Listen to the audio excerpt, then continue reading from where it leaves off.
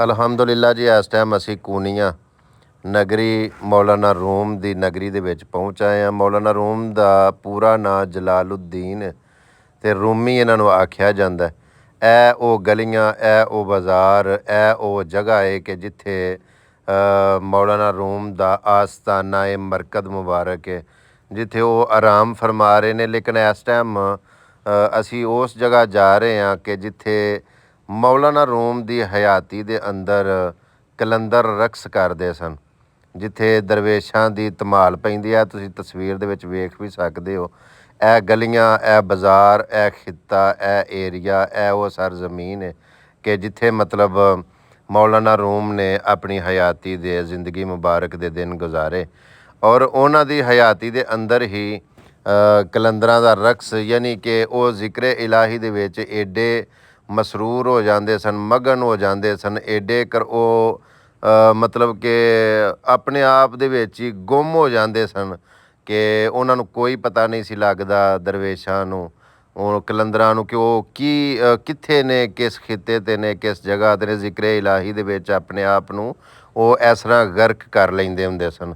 ਔਰ ਉਸ ਜਗ੍ਹਾ ਜਾਂਦੇ ਆਪੇ ਕਿ ਉਸ ਜਗ੍ਹਾ ਅਸੀਂ ਜਾ ਕੇ ਵੇਖੀਏ ਜਿੱਥੇ ਅੱਜ ਵੀ ਸਦੀਆਂ ਤੋਂ ਉਹ ਦਰਵੇਸ਼ ਰਕਸ ਕਰਦੇ ਨੇ, ਆਪਣਾ ਧਮਾਲ ਪਾਉਂਦੇ ਨੇ। ਇਨਸ਼ਾਅੱਲਾ ਜਾ ਕੇ ਅਸੀਂ ਵੇਖਦੇ ਹਾਂ, ਨਾਲੇ ਅਸੀਂ ਤੁਹਾਨੂੰ ਵਹਾਉਂਦੇ ਹਾਂ। ਲੇਕਿਨ ਕੋਸ਼ਿਸ਼ ਇਹ ਵੇ ਕਿ ਅਸੀਂ ਜਾ ਕੇ ਤੇ ਕਵਰ ਕਰ ਸਕੀਏ। ਉਂਝ ਸੁਣਨ ਅੰਦਰ ਆਇਆ ਕਿ ਵੀਡੀਓ ਨਹੀਂ ਬਣਾਉਣ ਦਿੰਦੇ। ਸਾਡੇ ਨਾਲ ਜੁੜੇ ਰਹੋ। ਅੱਜ ਇਨਸ਼ਾਅੱਲਾ ਅਸੀਂ ਤੁਹਾਨੂੰ ਜਾ ਕੇ ਉਹ ਸਾਰਾ ਮੰਜ਼ਰ ਵਹਾਵਾਂਗੇ, ਕੋਸ਼ਿਸ਼ ਪੂਰੀ ਕਰਾਂਗੇ, ਚਾਹੇ ਖੁਫੀਆ ਕੈਮਰੇ ਦੇ ਜ਼ਰੀਏ ਉਹ ਸਾਰਾ ਕੁਝ ਕਵਰ ਕਰਕੇ ਅਸੀਂ ਆਪ ਤੇ ਵੇਖਾਂਗੇ, ਲੇਕਿਨ ਤੁਹਾਡੇ ਤੱਕ ਪਹੁੰਚਾਉਣ ਦੀ ਕੋਸ਼ਿਸ਼ ਪੂਰੀ ਕਰਾਂਗੇ।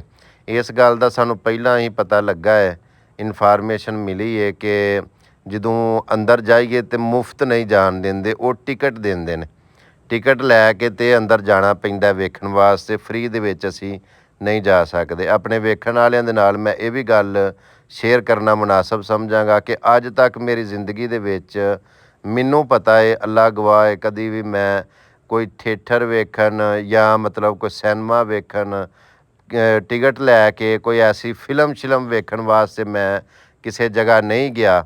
ਮੈਂ ਅਗਰ ਗਿਆ ਵਾਂ ਤਾਂ ਮੈਂ ਐਸਾ ਮੁਕਾਮ, ਐਸਾ ਮੰਜ਼ਰ, ਐਸੀ ਜਗ੍ਹਾ ਵੇਖਣ ਵਾਸਤੇ ਗਿਆ ਕਿ ਜਿੱਥੋਂ ਜਾ ਕੇ ਮੈਨੂੰ ਵੀ ਕੋਈ ਸਿੱਖਣ ਨੂੰ ਮਿਲੇ ਔਰ ਮੇਰੇ ਵੇਖਣ ਵਾਲਿਆਂ ਨੂੰ, ਜਿਹੜੇ ਤੁਸੀਂ ਵੇਖ ਰਹੇ ਹੋ, ਤੁਹਾਨੂੰ ਵੀ ਕੋਈ ਸਿੱਖਣ ਨੂੰ ਮਿਲੇ।